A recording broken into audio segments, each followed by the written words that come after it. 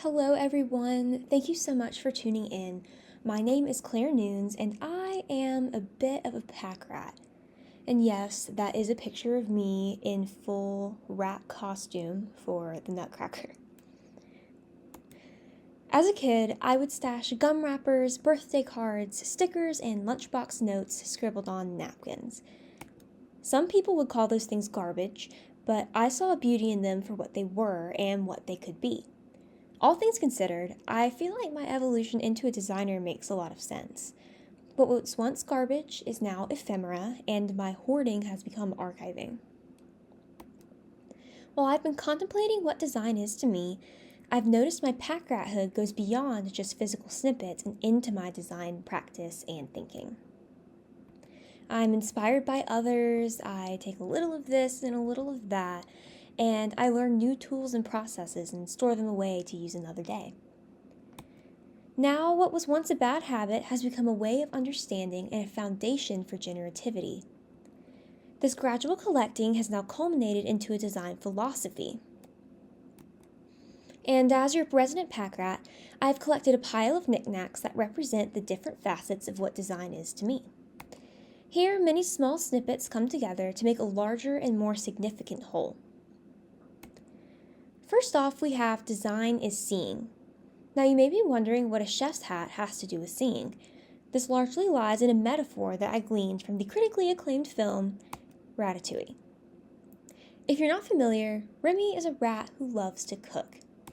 And he secretly guides his human friend Linguini from underneath his chef's hat and is able to follow his passion. The metaphor comes in at the end when an infamous food critic comes to the restaurant. Everyone in the kitchen is trying to think of the greatest and fanciest dish to serve him. But Remy suggests instead a simple country dish called ratatouille. Turns out this dish completely changed the game and impressed the critic, who was transported back to happier times when his mother made ratatouille for him as a kid.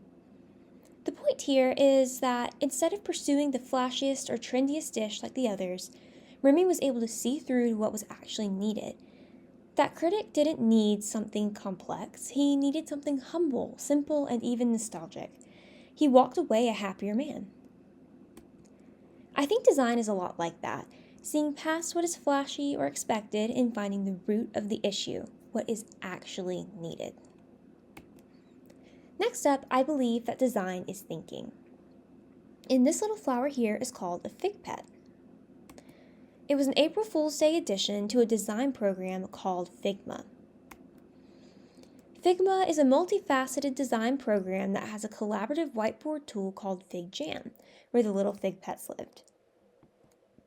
I bring up fig pets because I believe that Fig Jam is the best representation of how design has ultimately changed my thinking, because you can see my process.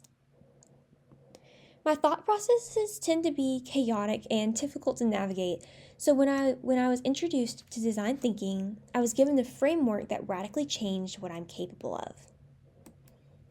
Design is careful and methodical thinking that has room for sparks of inspiration and spontaneity. These Fig Jam boards are a testament to that. Design is also curiosity. Here I have a little rabbit.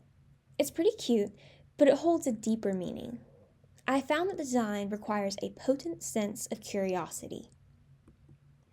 I've always been a woman of many interests. From dance to cosmetology to culinary arts to bowmanship, I wanted to do it all. Design demands us to be curious. Design pushes me to fall down the rabbit hole and dig up new information. As I explore these tunnels of knowledge, I learn more about my audience, client, and the culture surrounding what I'm designing for. All of this is fueled in one way or another by curiosity.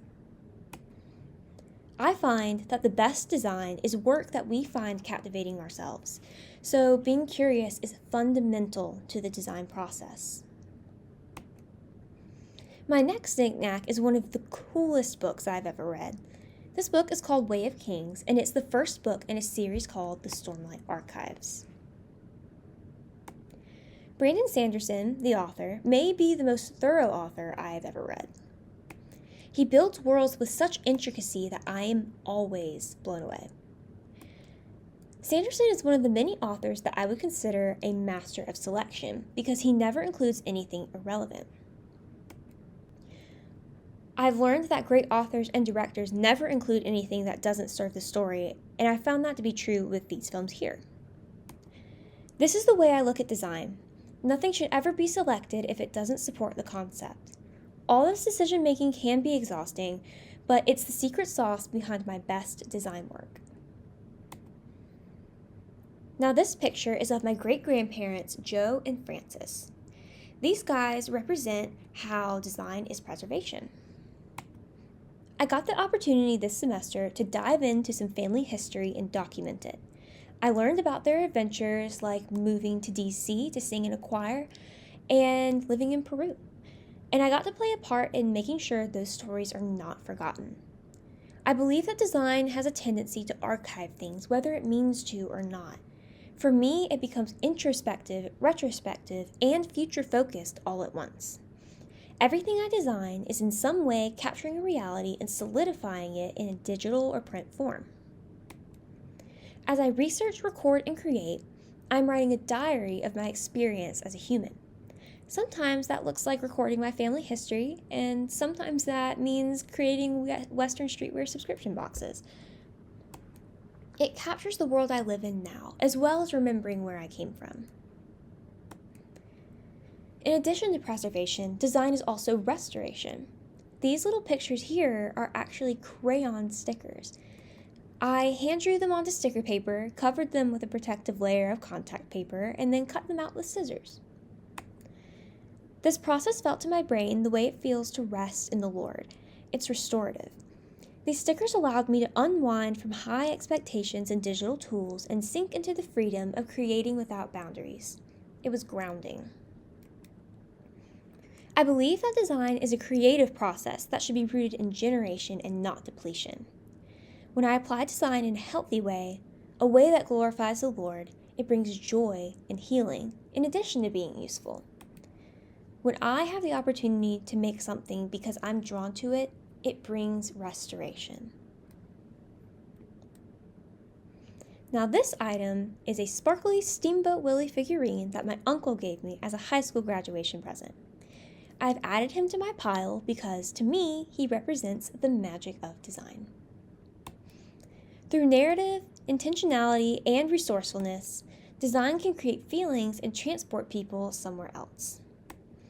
Imagineers, a collection of designers who work for Disney, inspire me a lot. They are always designing large-scale, tangible experiences that evoke joy, nostalgia, excitement, and even contentment. Designing collaboratively to bring so many people a positive and memorable experience feels pretty magical to me, and it's something I aspire to do. Looking back on this strange assortment of items, what does all of this mean? It means that I haven't changed, really. I'm still that kid who tucks away morsels for later. But now, instead of just gum wrappers and napkins, it's information and inspiration. It's purpose and a higher calling. These statements of what design has become for me are my proverbial sticks, leaves, and tidbits that I've tucked into my little nest.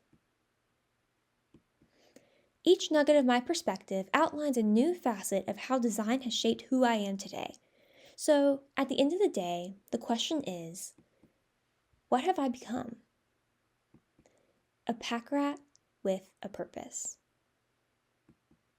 Thank you so much for listening. We appreciate you and your support.